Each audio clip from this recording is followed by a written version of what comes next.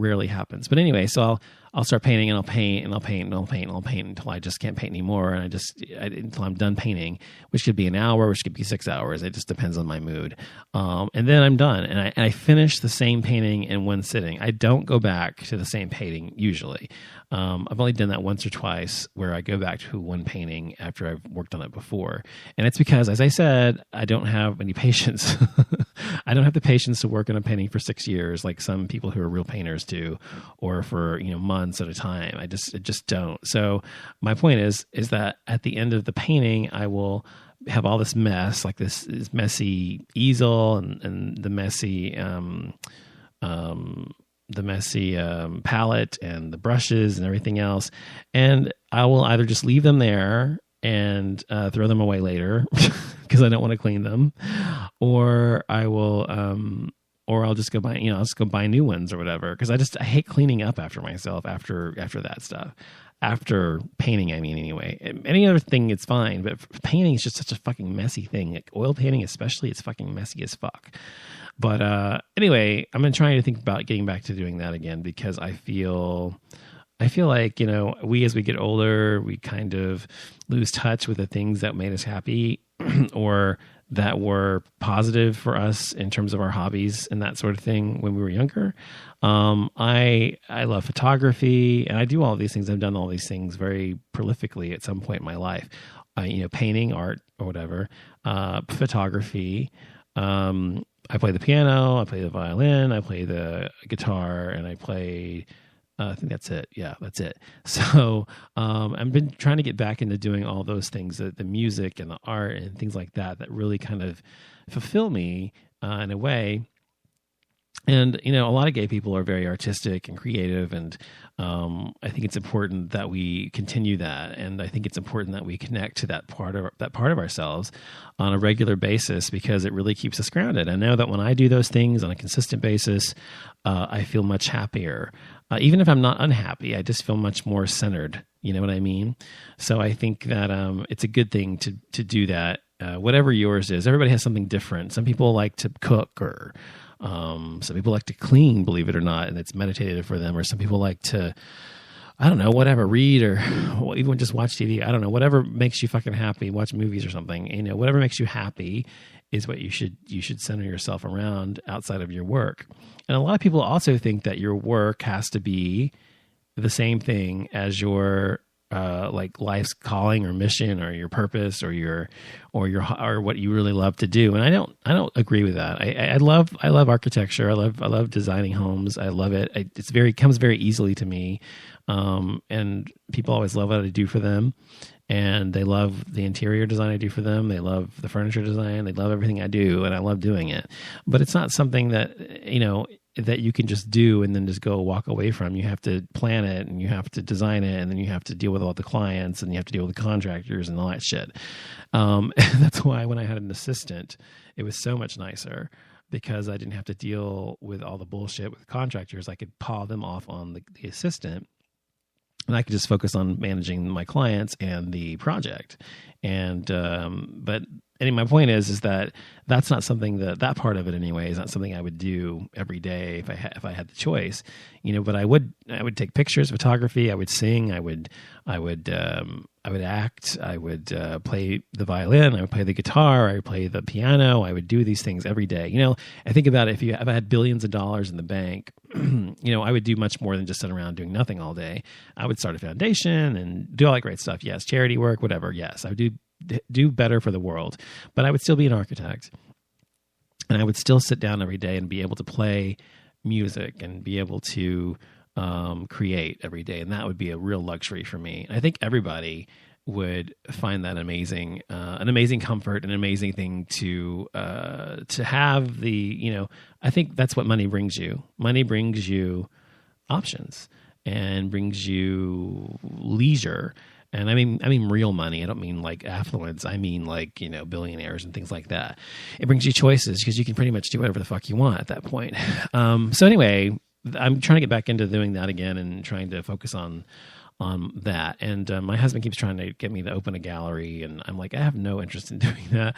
I have no interest in anybody seeing my art. I don't even do it for that purpose. And I don't think I'm good enough to do that anyway. I just do it because it's something, like I said, it's meditative for me and it's fun and I'm creative and it's an outlet. But he keeps telling me I should do that. And I'm like, no, I don't think I want to monetize it. And, architecture is something I monetize and that's how I make a living. I don't want to do that to the things I just kind of do for fun and love to do. But when I was younger, I certainly wanted to be I don't want to talk about that anyway. The things I wanted to do when I was young, it doesn't fucking matter. Anyway, okay, we'll take one more break and we're going to come back and we're going to wrap up the show. But I want to play for you, in case you've never heard it, and I'm sure you have, Absolutely Fabulous from the show I was talking about. It's not from the show, but it's about the show that I was talking about earlier on the show. Be right back. Lights, models, guest list. Just do your best, darling.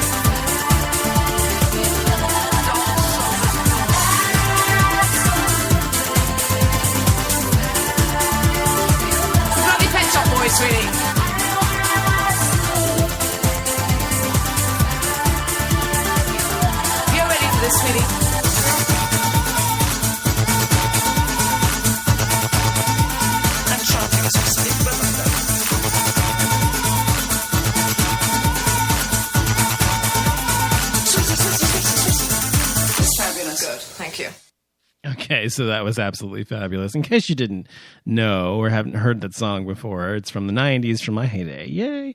That song used to be played all the time in the clubs at the Village Station, as it was called when I was young, and in the early 90s. And now it's called Station 4. But anyway, it's a great song from the Pet Shop Boys. And if you haven't seen the show, definitely check out Absolutely Fabulous. It's totally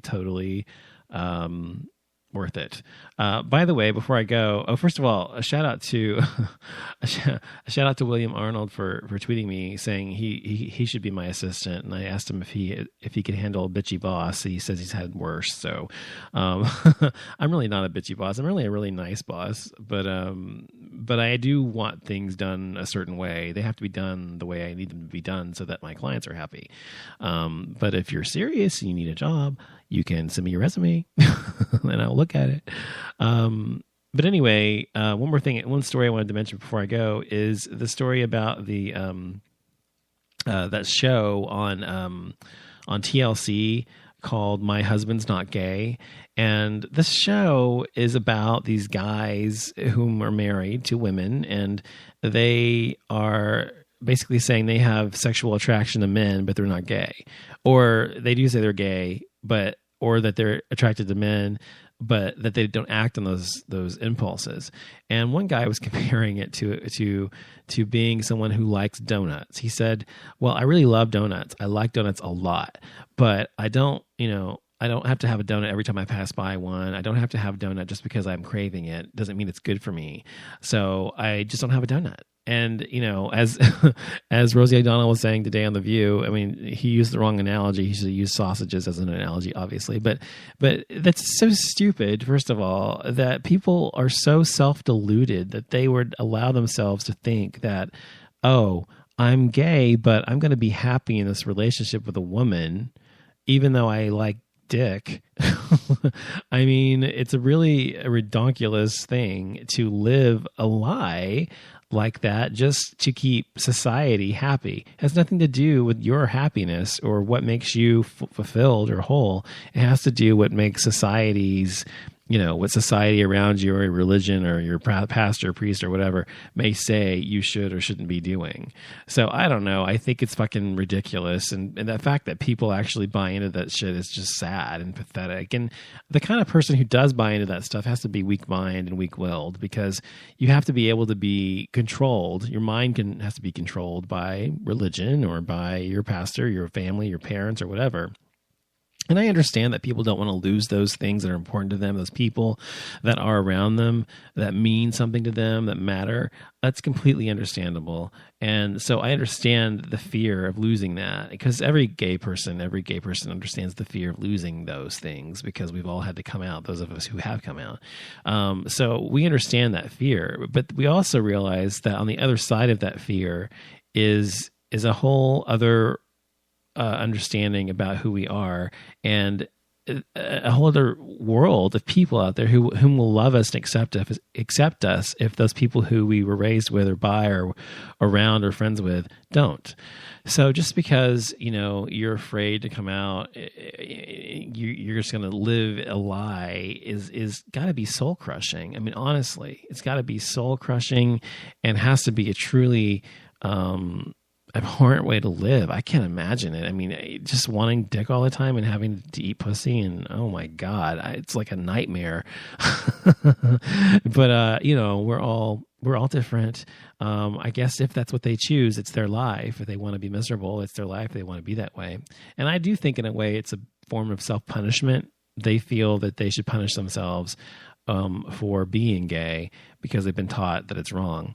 And these women that are with these men are so deluded as well to think that why would you want to be with someone who's not into you?